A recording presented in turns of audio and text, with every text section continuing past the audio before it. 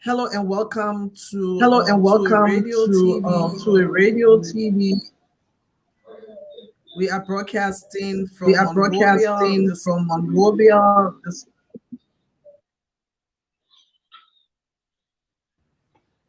wherever you are. Thanks Wherever for you joining this are, broadcast. thanks for joining this We broadcast. have our reporters We have our reporter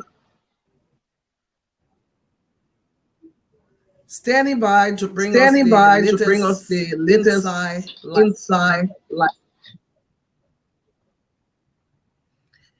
So we want to So welcome want to gentlemen, welcome gentlemen, welcome Abraham.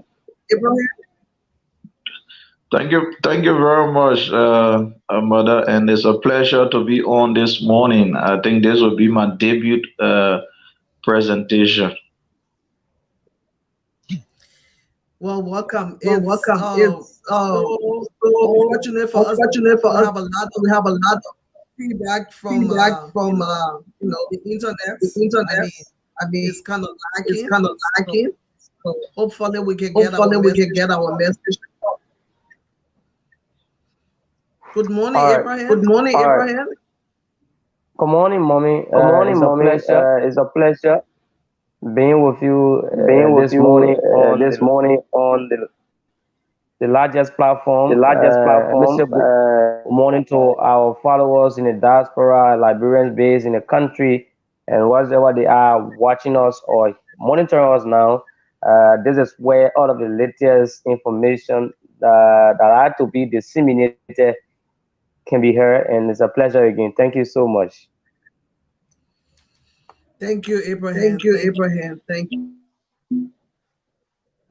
Elijah, Elijah, what's news in Cape what's Town news this morning? this morning over the weekend?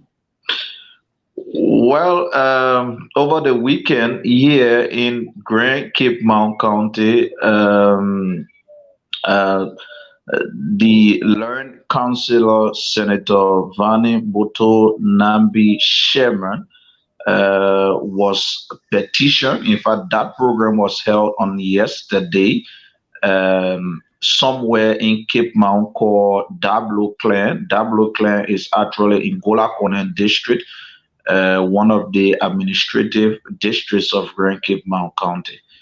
And in the words of the citizens of Dablo Clan, they see Senator Sherman as the face, they refer to him as the face of Grand Cape Mount County.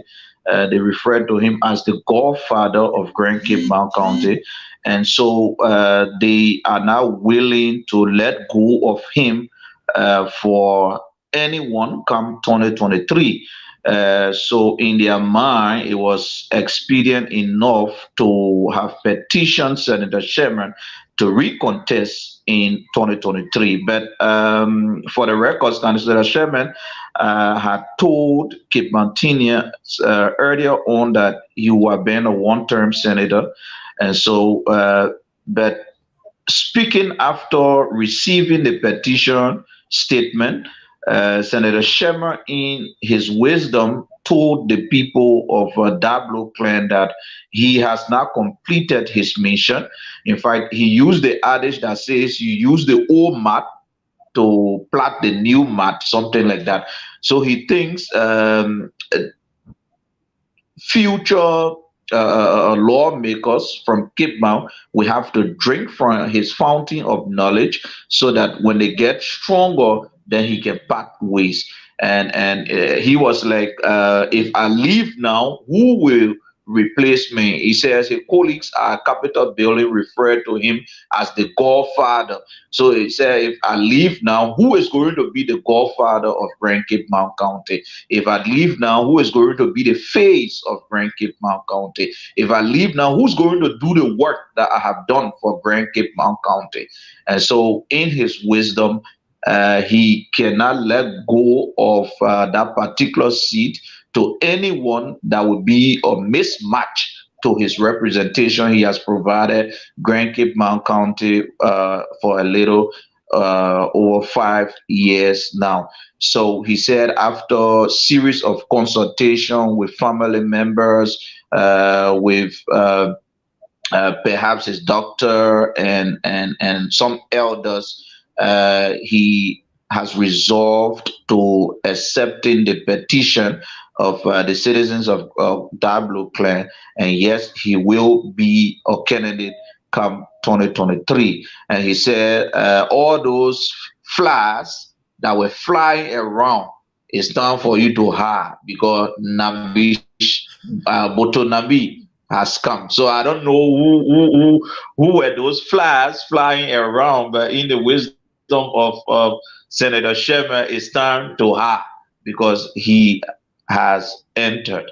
And so but the truth of the matter is, with the kind of vote that Senator Sherman accumulated in 2014, I'm told 60% of the county voted him.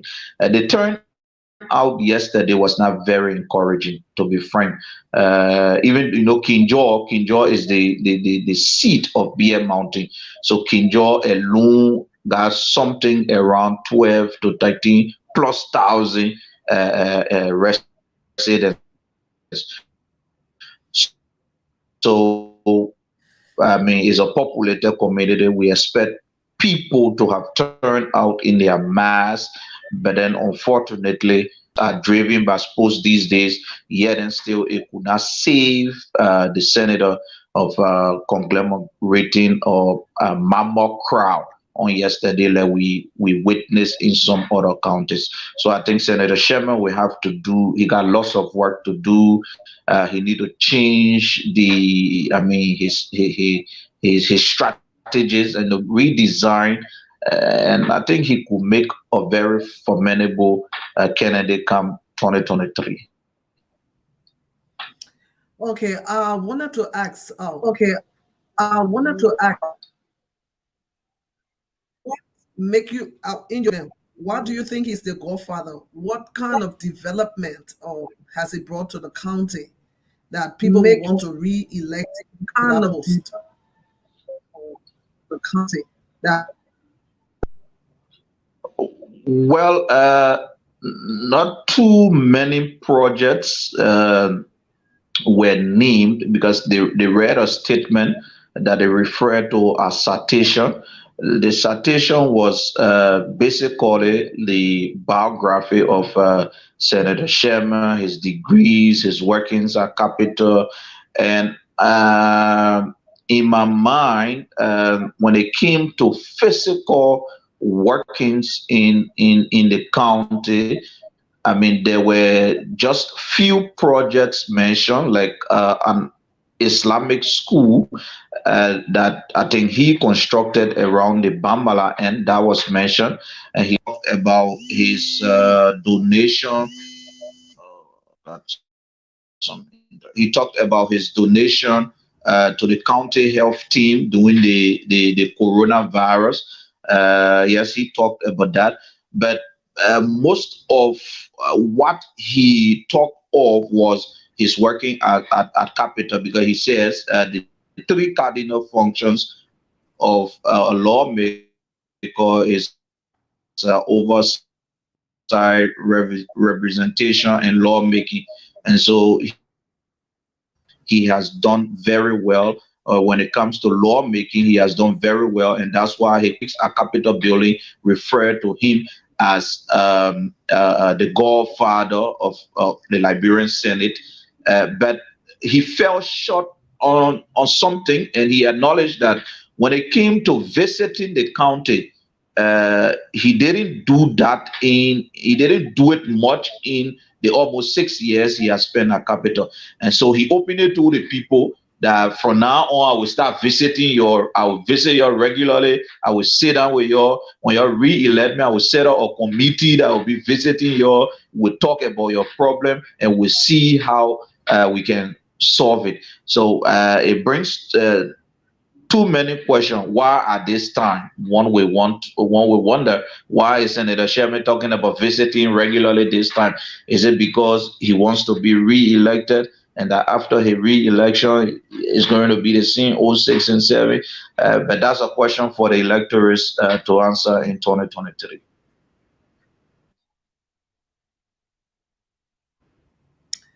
Thank you. Come right back Thank to you. you. Back to you. You. You. And You. we want to, You. Wonder. You. Wonder. well, You Ibrahim, wonder. Abraham. Abraham. Abraham. Abraham.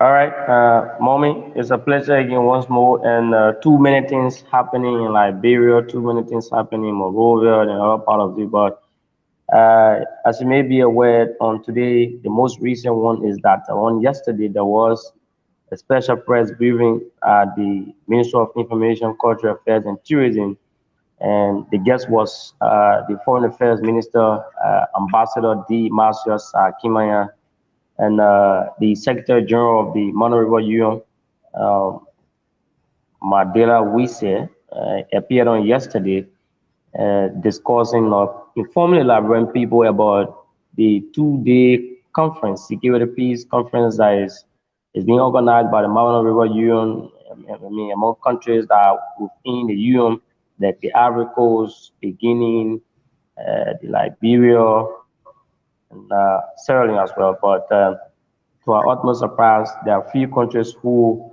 will be partaking, like Ivory Coast, Sierra Leone, and Liberia. On today, the conference began at 9:30 this morning at the Farmington Hotel in Mangibi County. So as we speak, and those who are to grace the occasion, like delegates from other countries, arrived last evening, and they are also being part of the occasion. Like the defense ministers or defense, the head of defense for each of those countries are currently in Liberia, and His Excellency President George Monowia as well is also part of that entire conference. And going today, this morning by 11 o'clock Liberia time, we will be at the Ministry of Information, Culture Affairs, and Tourism again, where the Environmental Protection Agency boss, who have to be Professor Wilson Tapper, going to address the media on a special press briefing about some of the outcome of the COP26 conference that the president went on in Glasgow, the United Kingdom as well. So we're going to be looking at that this morning as well. And then one of the key things is that as election probably 2023 come closer, you know, Councillor Tiawan Gonko, who happen to be the president of the Labrador National Bar Association, I mean, urges Liberians to make the establishment of the War and Economic Crimes Court, I mean, a requirement before voting any candidate in the 2023 election. Now, what caught your attention or what attributes to, I mean, what make him come up with such statement according to him, you know, for the time now, the issue of the work on cope, there was a law drafted by the Bar Association, and it was aiming a law that have been vetted by international partners or international law firm as well that have been standardized to establish a work on and war economic crimes as well, to bring to justice those who committed atrocity in the country, those who went against people, those who kill people, go do all of you. So it have been an issue in the country, like the establishment of the court. So he said on yesterday, when he came from Gambia on yesterday, he said that there was need that the government comes 2023 or probably ahead of 2023, the electoral mind should be open on the issue of the many work on court before electing a president within the country, because the issue of corruption, the issue of people taking what don't belong to them, what the citizens deserve, what they are to benefit, the kind of living condition the people live in is not up to standard. You know, people suffering here and there. I mean, I call your attention, and you being fully aware that there is a rumor around that Tiawan Gongo is a presidential, aspiring who want to lead the country. But he haven't yet come out to, publicly on the radio, but his supporters have been engaging in the media heavily, and he's yet to respond. We have engaged him over and over and said when the appropriate time shall have come, he will, address the media. So as it stands, there are some of the things in Mangibi County. there Thank you was so much, a thing. Abraham. Yeah, let me conclude, Mama. Go ahead. Lastly, in Mangibi County, yeah, in Mangibi County, uh, there was a pastor who lived from Sierra Leone by the name of Mohammed Sanango, and he held a 3-day crusade at the Nese Bido Stadium in Mangibi, where the entire country was being upside down. People went to the crusade, and at the climax point of the crusade, there was a donation made to 5,000 school-going kids. And he told them, you should bring your kids in the morning. We'll provide copybook, pencil, book bags, and what have you. So, Liberia people, because the country is hard, we may say, people are finding it difficult in terms of getting the finance to sponsor their kids or probably to get pens, books, bags for their kids, what have you. People started taking their kids 12 midnight, 1 o'clock midnight, 2 o'clock midnight to the entrance of the Nancy Video Stadium to receive copybook, pencil, and bag bag. In the process, the area got overcrowded and people kids begin missing. Some two kids, were dead in the process.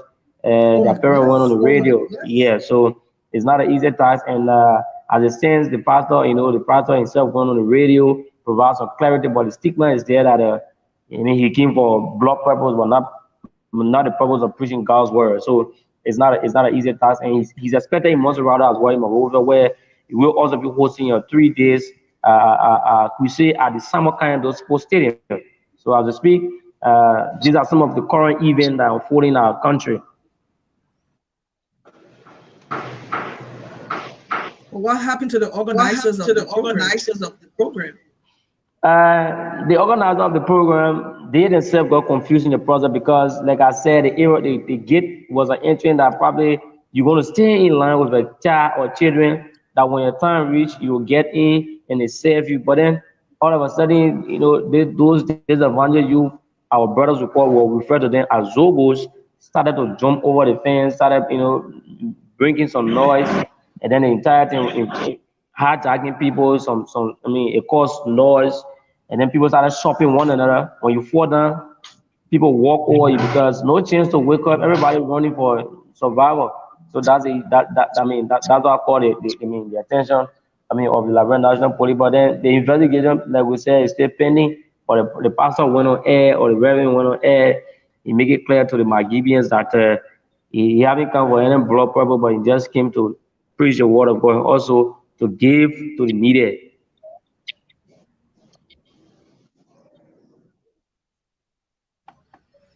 Thank you, Abraham. That's so sad. Something that's supposed to be good turn into a bad. That's so sad. That's unfortunate. Leston, welcome.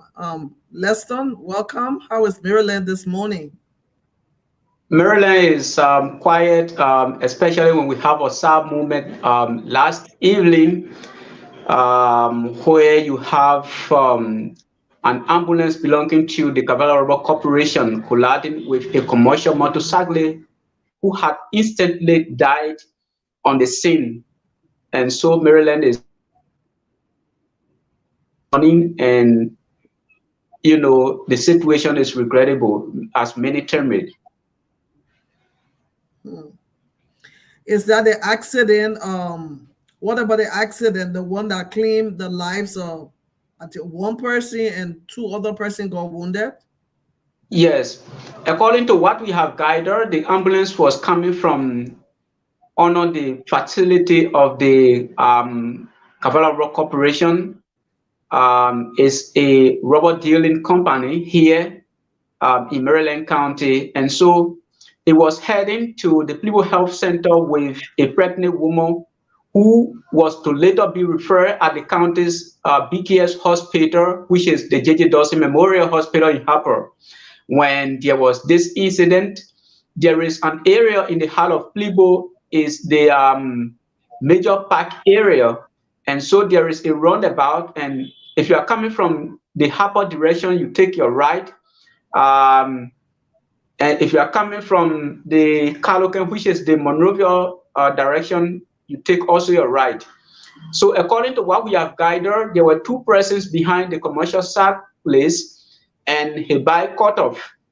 So he was making an attempt to start his bike when the ambulance started to come with speed, blowing the siren. So those two passengers that were behind him have to jump out of the bike and run for safety.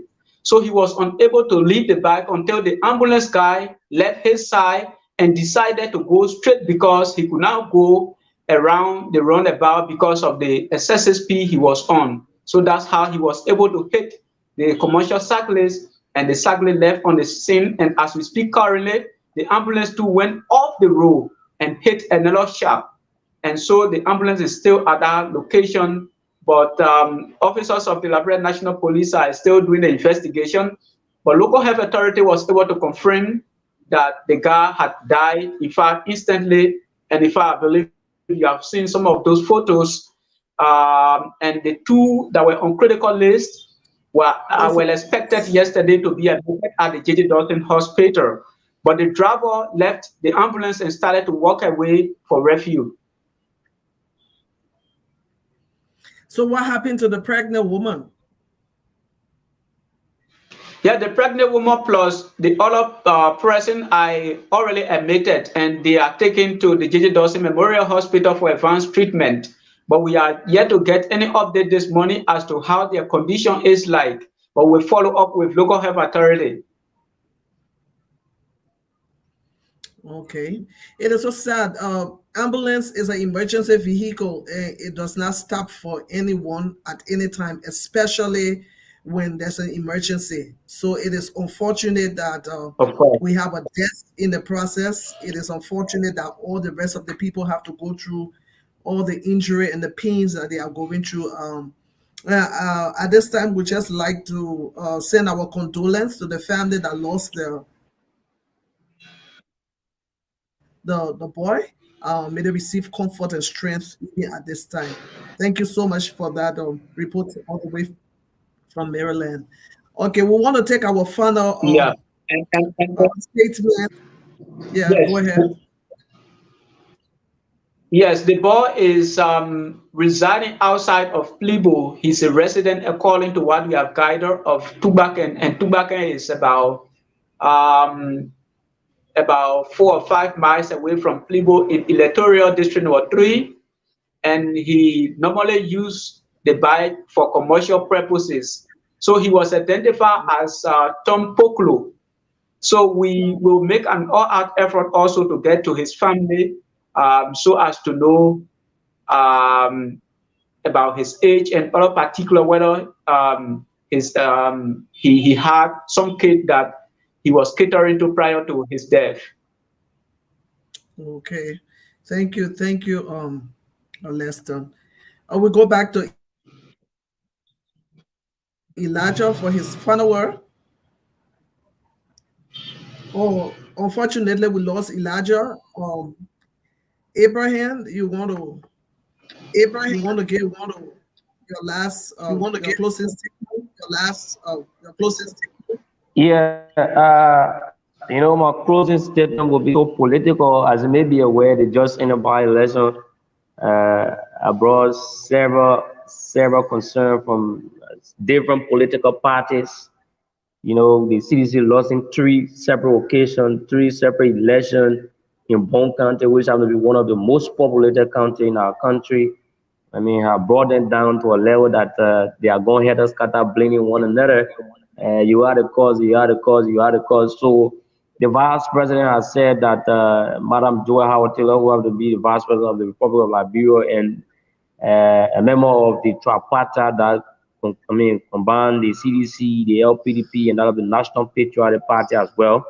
That the CDC should come forth in terms of reorganizing, reuniting to reclaim Bone County. So that's it from my end. And as it stands, they are doing everything, they're working on modalities, but yet and still the opposition on the other hand, like the People's Unification Party, the PUP, and those independent candidates who won the election are yet to probably join a political party like to say they are member of institution, but they are there to push their various districts ahead in terms of improving the livelihood of their people or the livelihood of those that they represent as well. So 2023 is going to be very much heated because it was just a prelude to the process.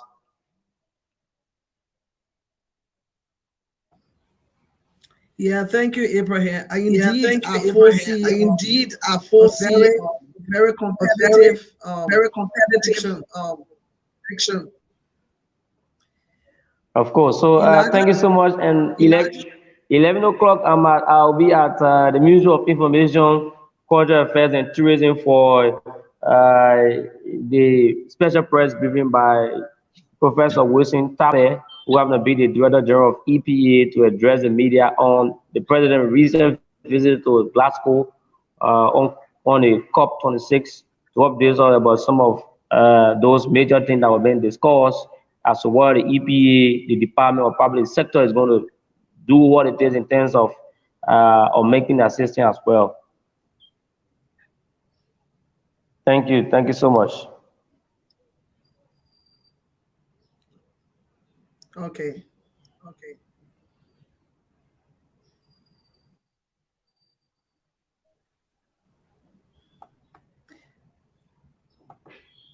I want to come to Elijah, your closing statement. Elijah, can you hear me?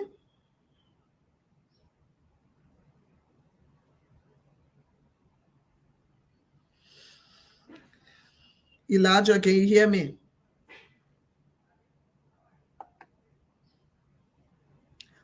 Okay, I guess Elijah having some technical problem over there. We take our closing statement from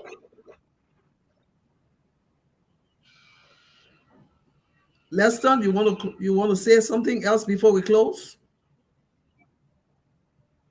Yes, just before I leave you, the Partners in Health, which is a global institution responding to the health need of the most vulnerable, in collaboration with the Maryland County Health Team, has on Wednesday, which was the 17th of November, graduated about 55 preterm babies that have met the stand weight of 3.5 kilograms and their mothers. And the initiative, according to Partners in Health Deputy Executive Director Viola Karanja, is part of PRH Community Kangaroo Mother Care Program. And this year's World Prematurity Day was celebrated on the global theme, Zero Separation Act Now, Keep Parents and Babies Born Too Soon Together. So as part of that, Kangaroo Mother Care, a WHO recommended program, is a powerful, easy to use mother mentor to promote the health and well-being of infants born preterm and full-term. So it was a colorful ceremony on Wednesday where medical stakeholders and local authority came together to celebrate the World Prematurity Day and having a huge number of baby graduates, let's say graduated after being catered to for several months by health practitioners, including nurses and midwifery. So as part of that effort, we are told by PRH executive, let's say deputy executive director, that they have gone through several months of treatment, of feeding programs, all of that. So the babies were able to obtain the net weight required for graduation. So they were able to be graduated. So it was a plus to some of those baby mothers who expressed, happiness and thank the Partners in Health for the support and the Maryland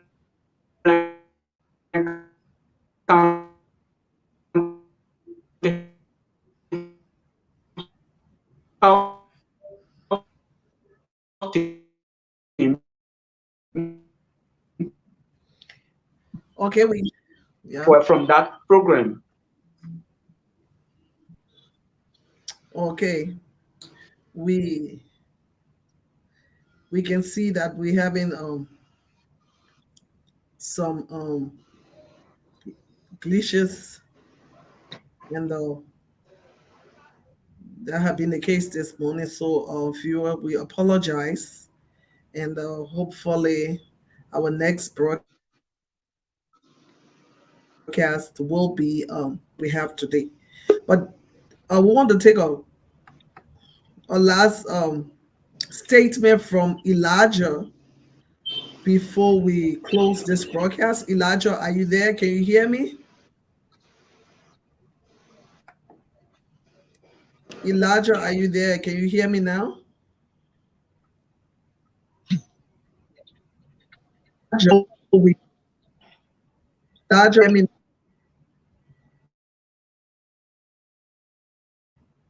Elijah, can you?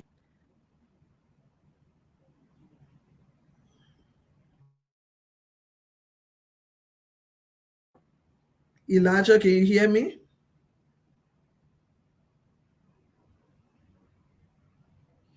Okay. This is how we come to the end of this broadcast for today. This has been a presentation by the 2A Radio TV. I'm broadcasting from Liberia, and join us next Thursday for another edition of Inside Liberia. We want to say thank you to all our broadcaster, all our staff, our reporters from in and around the country. We want to say thank you for your service. Thank you for the information and all the news. Thank you for being very, very outstanding. And we will be back next Thursday. Have a pleasant week.